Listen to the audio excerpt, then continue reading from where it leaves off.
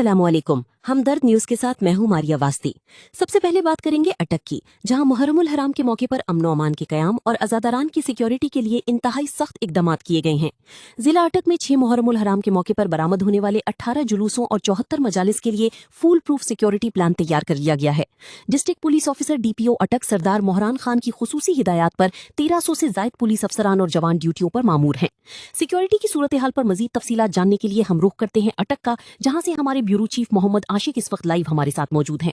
जी आशिक, बताइएगा कि सिक्योरिटी के हवाले से जमीन पर क्या सूरत हाल है और इंतजामिया की जानिब से क्या इंतजाम देखने में आ रहे हैं।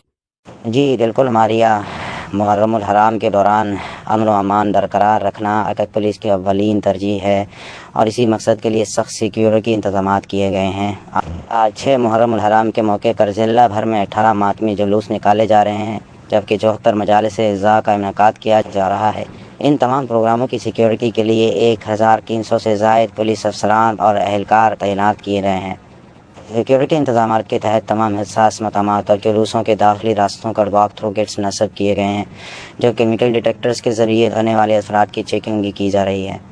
इसके अलावा तमाम SDTOs खुद फील्ड में मौजूद हैं और सिक्योरिटी इंतजाम की निगरानी कर रहे हैं। अटक पुलिस का कहना है कि वह शरपसंद अनासर पर कड़ी नज़र रखे हुए है और आज़ादारान इनाम हुसैन की हिफाजत के लिए हर वक्त और तैयार है।